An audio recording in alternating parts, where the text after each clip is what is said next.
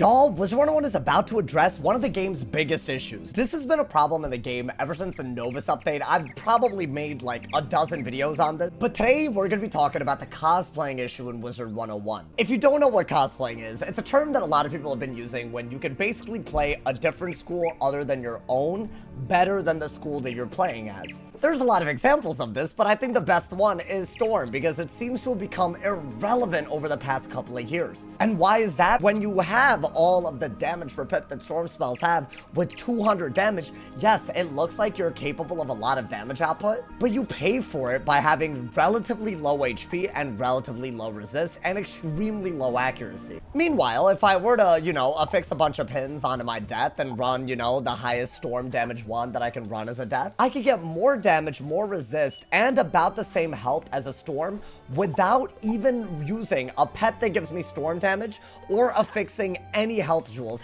giving 650 HP each. So in PvE, Storm has literally been worse than Death at, doing Storm damage. And in PvP, the problem has been somewhat worse. People have literally been running Death setups where they just run Storm damage and just striking into the Scion over and over again. What's kind of wild is it's actually affecting multiple leagues. It's not just max level that's affected by this. At lower levels, we're talking level 50, level 100. There are people that run extremely high Storm damage on schools that are meant to be lower damage per pip because they get all this health and resist in exchange, and they're wrecking everybody because it's fully unbalanced. Obviously, how do you lose when you have the resist of a death and the damage of a Storm? So what is the solution that the devs are coming up with? It looks like they're gonna be lowering the stat maxes. Rapbeard, one of the devs that works on this game, put out a statement in the official Wizard101 Discord saying this is what they're gonna be doing. Now, for all intents and purposes, this should be an advanced combat only change, so before people freak out over their really creative PvE setup that they made, this isn't going to affect you unless you've used that PvE setup for raids or for some reason for PvP. But the way that I would assume it should work, right? Your stat caps for your secondary schools will be lower than your main school. Right now, for example, right, Storm in any form of advanced combat, the max damage that it can get is 202. And the gear that they, are offered is very much designed around this number, right? You basically have to give up just a little bit of damage to get max resist, to get very close to max health, to get things like shads and things like, outgoing, right? You can't get every stat that you want while also hitting the max damage like other schools could do when they were running Storm and cosplaying. But this 202 number for Storm will be basically a different number based on their secondary school. Now, what I assume will happen is if you're a higher damage per pip school than your secondary school, Storm being higher damage per pip than all of them, then this will not be something that affects you because, for example, right, even if I run 121 myth damage and use Minotaur, I'm not going to be doing as much damage with those 5 pips of myth damage as I would with my Storm damage. However, if I was a Death, right, and I'm trying to duel into Storm, now I'm dueling into a higher damage per pip school, I think these incoming stat maxes are really going to affect those. Believe it or not, Death's damage cap is also very, very high. It's 196 for Death damage. What I assume, however, is that their Storm damage will be like 120, 130 maybe.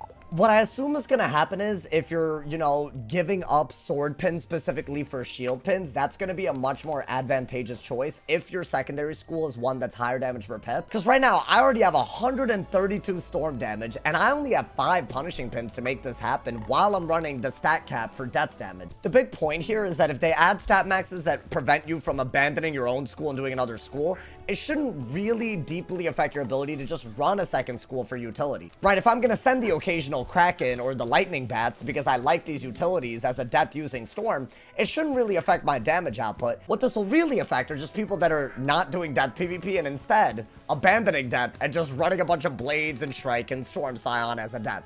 I do think it's a complicated problem to solve. What Rapbeard said in the initial statement is that they're probably going to be overcorrecting it. But frankly, I don't think overcorrecting is a bad place to start, considering how deeply broken this is in the game right now. When someone chooses to be a Storm, they're making a choice to be fragile with high damage. For someone to be able to circumvent that on another school has been a crazy thing to have allowed to have been happening for this long. The end result of this, I don't think this is going to be like a gigantic buff for Storm by any means. All this will be is, it's just one less strategy that you can do that's simply broken in both PvP and PvE. And while I'm very much looking forward to a queue where cosplayers are not a thing, this will also affect raids quite a bit because they also follow the advanced combat stat caps that PvP follows. What this means is if you're trying to like send a Storm Scion with 200 damage behind it, you can't do that on a death anymore.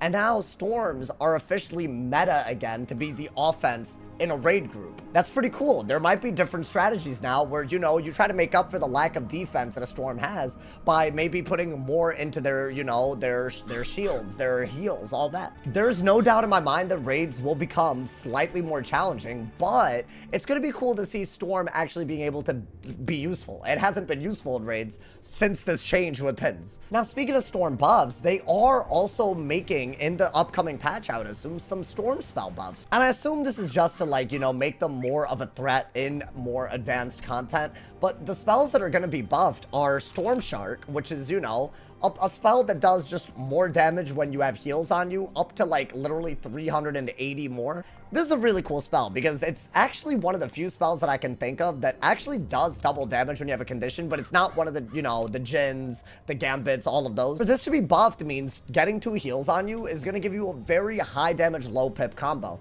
The other spells that are going to get buffed are Triton, which, you know, it doesn't really do that much, even though clearing heals for blades is epic. It's pretty low for a Storm spell, so I'm looking forward to this getting buffed. And apparently Reap the Whirlwind, which is supposed to clear OTs for blades, is getting buffed, and weirdly enough, Sultan is getting buffed, even though it's pretty powerful for a 4-pip shot. So I assume that we're going to see Sultans do well over, you know, 1,000 damage. I assume Reap the Whirlwind is going to give more powerful blades. Pretty interesting stuff, but the fact that all of this is happening at the same time doesn't seem like a coincidence to me. What it really seems like is that they're trying to keep school identity more and more of a thing going forward.